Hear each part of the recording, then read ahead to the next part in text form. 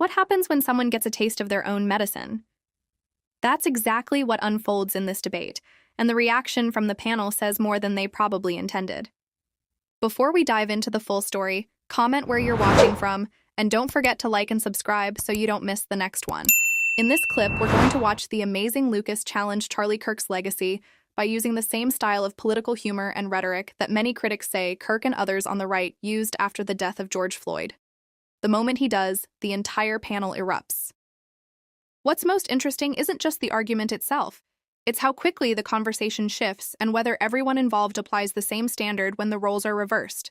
One quick note, there's a brief advert in the middle of the original video, so I'll skip past it and then we'll come back to the discussion. Afterward, I'll share my thoughts on everything that happened. Now let's watch the clip. Charlie Kirk versus Bullet. Can one bullet to the neck outsmart one conservative? Well, that was a short watch. Number 2 is a mocked-up promotion poster called Kirk and Twerk at Neck of the Woods and hashtagged both Charlie Kirk and his widow. And the third was an image of a sunrise titled God Works in Mysterious Ways with the hashtag Charlie Kirk killing and praying hands as an emoji. And you're laughing as I show these. Why do you find this funny? Well, let me just say that I actually am a big advocate for dark humor. And I happen to have gotten a bit of a taste of that over the last, I don't know, maybe decade or so when it came to the right and their memes of George Floyd. Happy birthday being sober for 5 years. When they came to their memes of Breonna Taylor, when it came to their memes of Trayvon Martin, the Trayvon challenge, right? When it came to their memes of Tamir Rice.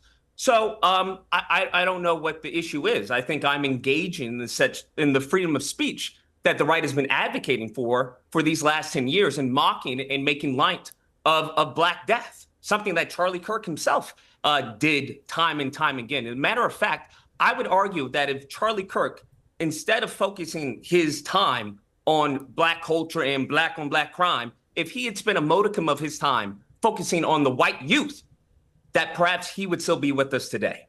Are you pleased he's dead? No, absolutely not. So how did you feel about his murder? I don't think. How did you feel about his murder? How do I feel about his murder? Yeah.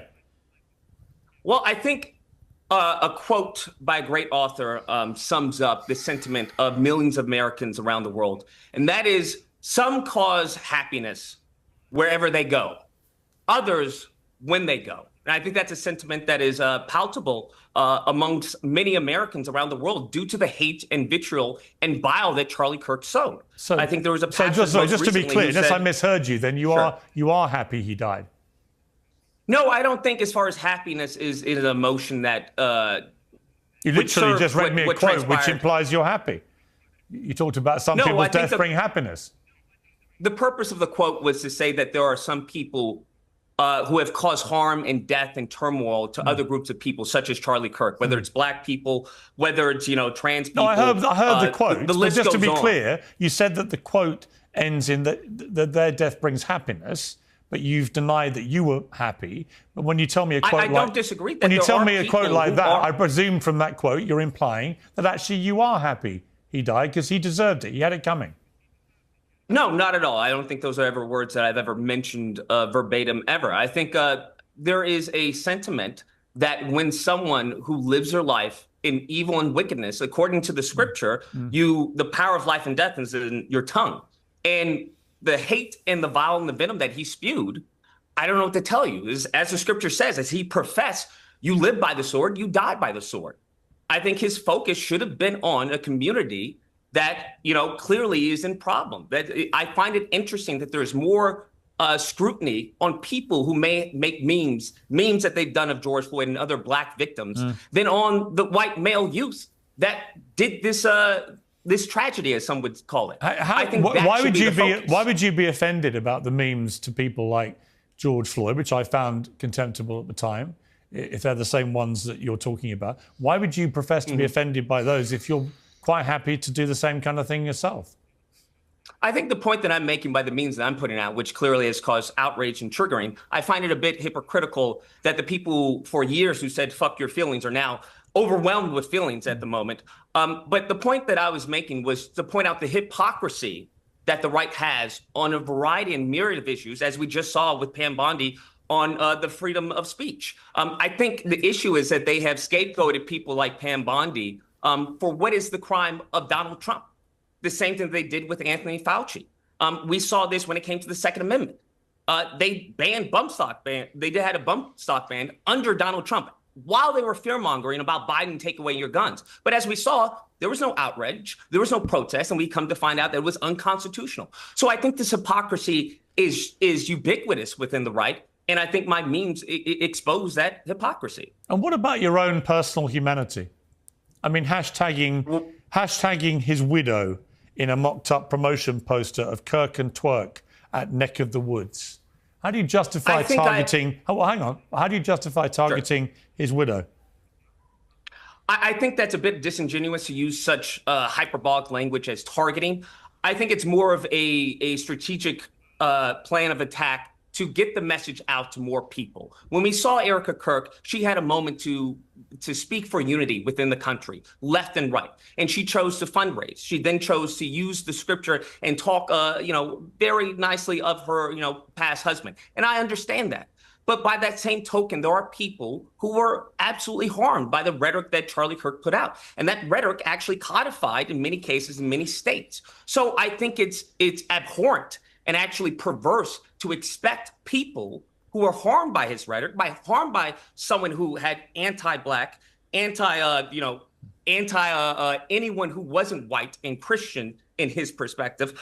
I think it's perverse to try and criticize those people or try and make them seem as if they're the bad guys when that's but you see, funny enough, I can look at what you've done and I can see somebody who is abhorrent and despicable and actually evil. Actually, the stuff when you target someone's widow as she grieves. Once and again, tries to I disagree with the word children. targeting. No. I'm talking about me. I'm talking about me personally. My view of what you've done. I don't care about your motivation in terms of other people's inappropriate memes, many of which I may well agree with you about. But that doesn't mean that I then go and do it myself or worse, because that makes me even more inhuman and abhorrent, and by your definition, I disagree. I think there's a point. I know you disagree. I'm just telling you. When it comes to Republicans, when it comes to conservatives, I know. Hang on. They have to see. I've let you have your say. I think I'm a mirror. I've let you have your what say. They have shown. I'll let you have your say. And if they don't like what they see, then they should actually detour from their wicked path. I'm using your own justification to tell you what I think of you and what you've done. All right? That's my free speech at work. Let me bring in Gillian Michaels. Agree. I mean, Gillian, look. I saw Brian there nodding to some of what he was hearing there, not all, to be clear, but nodding to some of it about the hypocrisy which Lucas claims he is exposing with this stuff. What is your view of what he's saying? I find this exceptionally sad because, Lucas, you talk about how hurt you were and how offended you were by such despicable things, and then you became the thing that you found the most repulsive, which is alarming. And as I mentioned, deeply saddening. I would be more than happy to litigate some of Charlie's positions for you. I abjectly... I don't think I need any litigation from a woman who tried to downplay slavery, who tried to all lives matter slavery after she purchased a black child. That's what I would argue. I don't think you need to as far as litigate anything. Would you like to discuss it? Okay. Because the reality of the situation is that what I gave you, whether you like it or not, is a fact from the 1860 census. And the point is not to downplay slavery. It is actually a bastardization of actual history. What you cited was inaccurate. You can actually look it up. I don't know if you did. I doubt you do your due diligence. You clearly did not, because in that study that you're citing, in the study that I'm discussing it right now, in the study that you're citing, it takes into account not only the slaves, it takes into account the northern states and the southern states. So to try and implement or to say this all lives matter when it comes to slavery, which is abhorrent and in extreme contradiction to American history, especially in this country as chattel slavery as Black Americans, is abhorrent and perverse, especially you, who is the mother of a Black child, who she purchased. Right. Other people is my adopt. turn to talk? You purchased. Is it? By all means. How did I? Okay, well, I'm not quite sure what you mean by purchase. She's adopted, and it is illegal to purchase a child. Did you pay to get that child? No, I paid the adoption agency. It was fees absolutely to do my free. Study. It was absolutely okay. I paid the adoption agency. like you So then there pay was to a process adopt a of payment. child I to believe an that other American people adopt. You adoption purchase. agency. Okay, you're wrong, and that's defamation. I'm literally and it's right an as you're absolute saying lie, that you and pay it's- to an adoption you're agency. literally wrong, and it's this I'm kind literally of correct. hateful. You know what you are? You know what you are, I Lucas? think what's let me hateful just is you hang on, downplaying let me slavery. jump in That's here. what I think is Let me hateful. jump in I here, didn't actually Lucas. downplay Let me jump in slavery. here, Lucas. That's it seems to literally me what you did. Seems to me, Lucas, you've decided to be just as offensive as you want to be. You're now attacking people who adopt children, which is one of the most selfless things that any human being could do, actually. This is literally what But the you- right did to Dave Rubin, is Fine, it not? Fine, but what you're doing is just trying to be as offensive as possible whilst masquerading under this umbrella of, well, everybody else is offensive, so that's why I'm doing it, to expose Not all at the all, and I think hypocrisy. if that's But what I'm Gillian giving is off, I right. apologize Gillian is sincerely. right. What that I'm actually merely trying to you do have descended. is create you a have, better The way world. you've What just I'm gone trying to after do is to Gillian. unify You know what, people. Lucas? The Stop only way talking. we can unify people Stop is for talking. people to understand the Stop harms that they've talking. done. You have targeted Gillian for adopting a child. That is despicable. Let me bring in I Riley have Gaines. targeted Jillian for adopting a black child after she downplayed slavery, which Right. I think is contradictory. Fine. You attacked her for adopting a child. I mean, let's not 14 years misconstrue ago. my words that I'm So- saying. Oh, I heard your words. Let me Yeah, bring in. I Let me did bring too, in. Lucas. Let me bring in Riley. You're misinterpreting Let me that. bring in Riley Gaines here. Sure, buddy. Riley, you've been waiting patiently. So after watching that debate, here's my takeaway.